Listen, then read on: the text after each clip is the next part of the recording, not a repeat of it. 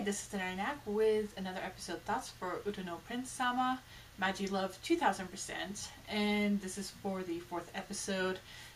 This time it's focusing on Masato, where he's been given a chance to audition for a lead part in this kind of like, not exactly historical play, but like a period piece play.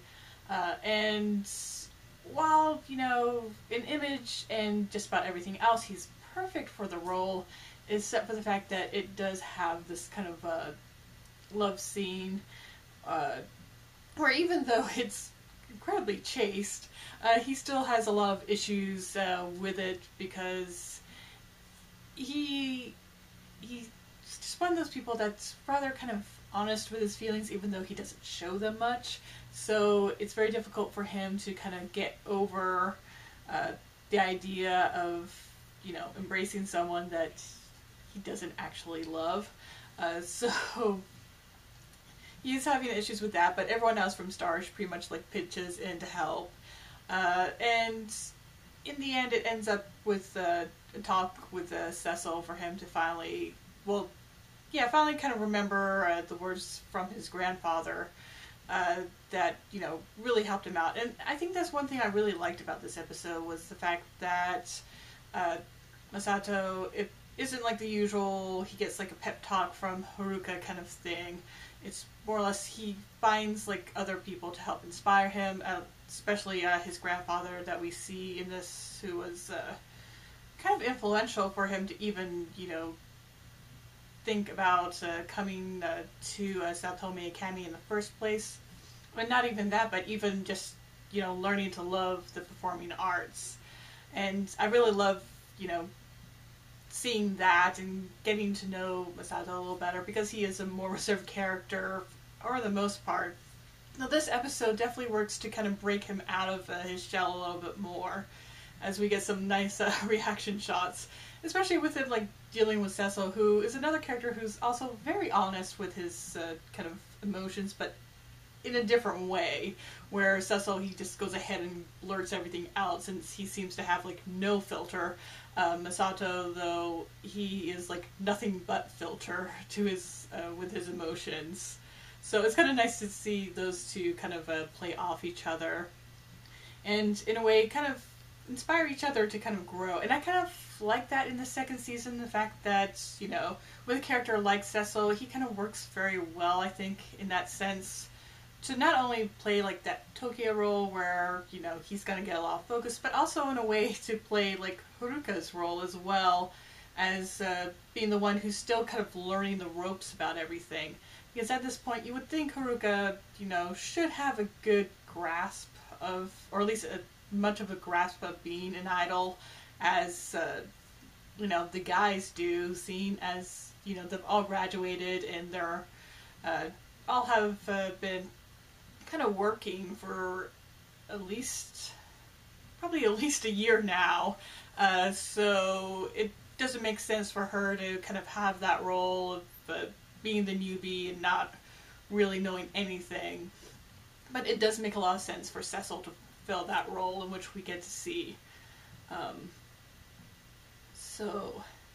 But yeah, back to Masato. I really, like I said, enjoyed learning more about this character. I really also liked in this episode, the whole group like comes in to help him, and the fact that, the lesson more or less is that, it's not just about him, it's with the performing arts, it's got about everyone coming together, and not just the people, doing the play, like the actors and directors and all that, but also the people in the audience. But again, it's really nice because, we do have the other members of Stars and get to see, I guess, the friendship between them all. And also, you can see, how Cecil is slowly getting integrated into the group, I guess, in a sense, as they do kind of bring him in to, like, watch a practice. Of course, probably one of the best scenes in it is when, at the very beginning, when all the guys are kind of looking at the script and kind of imagining themselves as characters in it. And, of course, for the female part, as well as probably guess it would be Haruka that they would have in that, but they don't. Instead, they have Tokia playing the female role.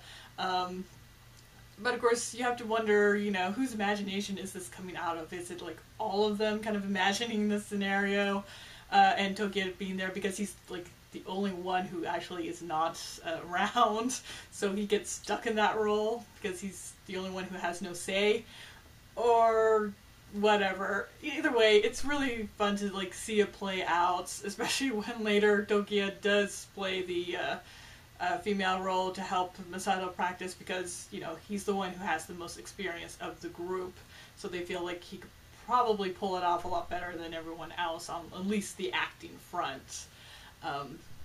But yeah, overall, really enjoyed this episode. Really hope like the rest of the character-focused episodes are at least on this level. I definitely feel like they're doing very well in like moving Cecil's story along while they're kind of slowly moving everyone else's kind of story along just a little bit. So really can't wait to I guess get through this season just to see where they go with everyone, since they all do seem to be having their own kind of like individual issues that they're dealing with, and I guess their own little storylines that they're continuing on with. So I'm really happy to see that. Though we don't get too much of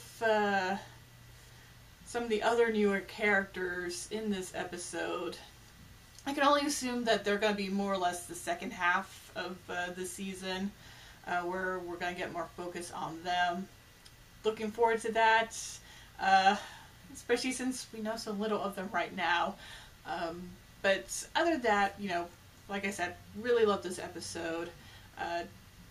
So I think that more or less wraps up everything I have to say. Thank you for watching. I hope you subscribe to my channel, leave a like or comment. Until next time. Bye.